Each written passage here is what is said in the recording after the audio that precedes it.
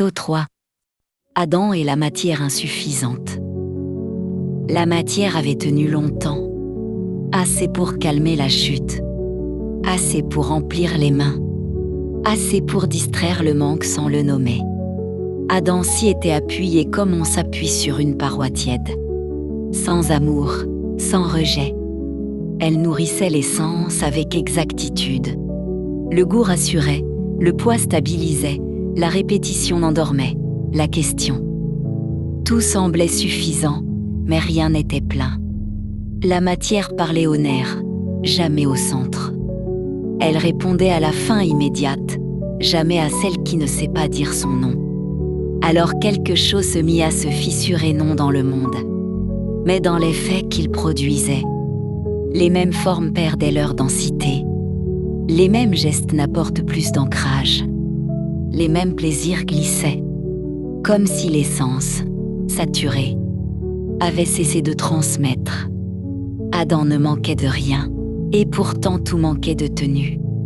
Le monde continuait de donner, mais la réception s'affaiblissait.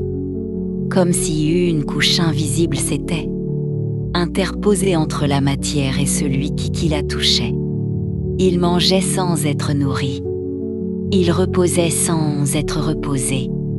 Il regardait sans être atteint. La matière devenait bruyante, trop présente, trop lourde pour ce qu'elle promettait encore. Alors surgit l'inconfort, pas la douleur, mais son annonce.